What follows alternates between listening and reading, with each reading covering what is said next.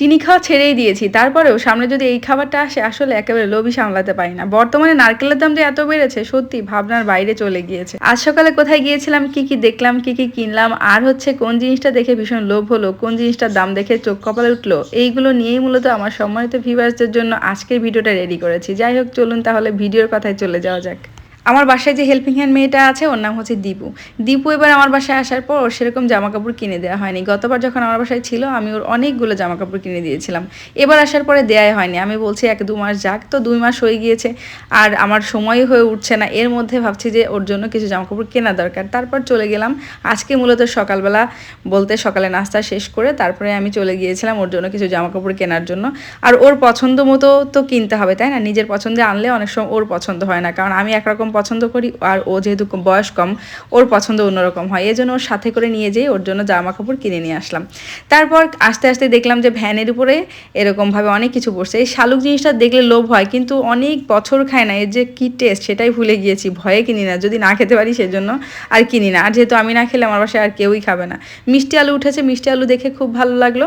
120 টাকা কেজি দেখে আমি 1 কেজি কিনে নিলাম। মিষ্টি আলু নিয়ে আমার ছোটোবেলার কথাটা বলি আপনাদের সঙ্গে। মিষ্টি আলু আমি ছোটোবেলায় খুব পছন্দ করতাম। আমি এটা ধুয়ে কাঁচা অবস্থায় প্রায় খেয়ে ফেলতাম এরকম, আর সেদ্ধ হলে তো কথাই নেই, খুব মজা করে খেতাম। কিন্তু বর্তমানে আমাদের ছেলেমেয়েরা এই জিনিসটা খেতেই চায় না, বিশেষ করে আমার ছেলেমেয়েরা একেবারে খাই না, মানে মুখেই দেয়নি কখনো, এরকম একটা অবস্থা। কিন্তু আমি এবার অবশ্যই ওদেরকে মিষ্টি আলুর সঙ্গে ভীষণ পরিচিত করাবো। অ্যান্ড মিষ্টি আলু ভীষণ পুষ্টিকর একটা খাবার বাচ্চাদের জন্য, নিজেদের জন্য, এবং ওদেরকে অবশ্যই খাওয়াবো। তারপর চোখের সামনে এই লোভনীয় খাবারটা দেখে তো একেবারে লোভই সামলাতে পারলাম না। সত্যি কথা, এই জিনিসটার লোভে পড়ে আমি দ্রুত দোকানের মধ্যে চলে গেলাম। তারপর দেখি গরম গরম বানাচ্ছে অ্যান্ড ভাজছে। এই জিনিসটা দেখতে তো আরো ভালো লাগলো। আমি মামার বানানোটা দেখছিলাম, কি সুন্দর করে ভেজে আবার সুন্দর করে শেয়ারের মধ্যে দিয়ে দিচ্ছে। আমি বারবার শেয়ারটা দেখছিলাম যে কত সুন্দর করে শেয়ার তৈরি করেছে, কি সুন্দর কালারফুল। অবশ্যই এর মধ্যে ওরা কালার দেয় আমার যতদূর মনে হয়, এই জন্য এত সুন্দর কালার হয়। আমি কয়েকবার জিলাপি বাসায় তৈরি করেছি, এত সুন্দর কালার হয় না, ফুড কালার দিই না সেই জন্যই হয়তো।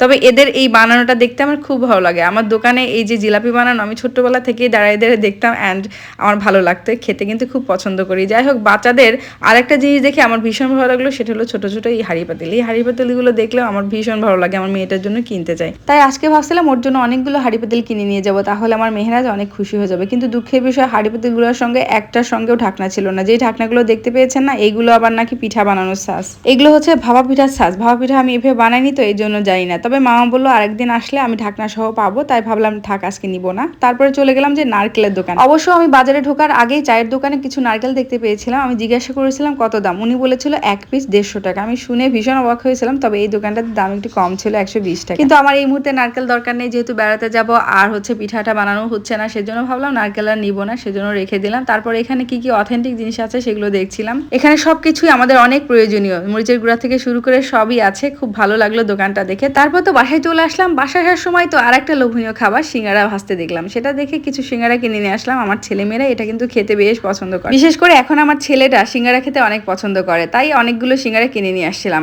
আর কিছু জিলাপি কিনেছিলাম। জিলাপি অবশ্য আমার মেয়েটা খায়, ছেলেটা এখন পর্যন্ত মুখে দেয়াই শেখেনি। এই যে দুটো খাবার দেখছেন না, এই দুটো খাবারই আমার অনেক ফেভারিট, আমি ভীষণ পছন্দ করি। সাথে সাথে আমার মেয়েটাও অনেক পছন্দ করে। আমার মেয়েটা মূলত আমার দিকে গিয়েছে বোঝা যাচ্ছে, তবে আমার হাজবেন্ডও অনেক পছন্দ করে, বিশেষ করে জিলাপি খেতে। মজার মজার খাবারগুলো আমার প্রিয় জায়গায় খাবো না তা তো হতে পারে না, তাই না বলুন তো? আর প্রিয় জায়গা হচ্ছে আমার বেলকনি। তারপরে বেলকনিতে এসে ছেলে মেয়েদের নিয়ে বসে গেলাম আমার মজার মজার প্রিয় খাবারগুলো খেতে। ছেলে মেয়েদের সঙ্গে শেয়ার করে খেতে খুব ভালো লাগে। আর বর্তমানে আমার মেয়েটা তো আমার সঙ্গী, আমার মেয়েটা আমার সঙ্গে সব কিছু কিভাবে শেয়ার করে খাবে, টুই টুই করে গল্প করবে, যেই জিনিসগুলো আমার খুব ভালো লাগে। এটা কিন্তু এত বেশি খাওয়া শেখে নাই, বিভিন্ন কিছু বিভিন্ন ভ্যারাইটিস খাবারগুলো, ঝাল খাবারগুলো, কিন্তু টুকটুক করে চেষ্টা করছি এখন যাতে ওরা বিভিন্ন খাবার খেতে পছন্দ করে অ্যান্ড হচ্ছে শিখে যায়।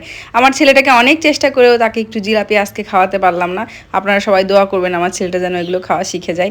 সিঙ্গারা বর্তমানে খাওয়া শিখেছে, সেটা নিয়ে আমি অনেকটাই হ্যাপি অ্যান্ড আল্লাহর কাছে অনেক শুক্রিয়া জানাচ্ছি যে টুকটুক করে একটু একটু খাবার শিখছে। দেখুন খাচ্ছে অ্যান্ড আমাকেও একটু একটু করে খাওয়ানোর চেষ্টা করছিল। এই তো এই পর্যন্ত ছিল ভিডিওটা।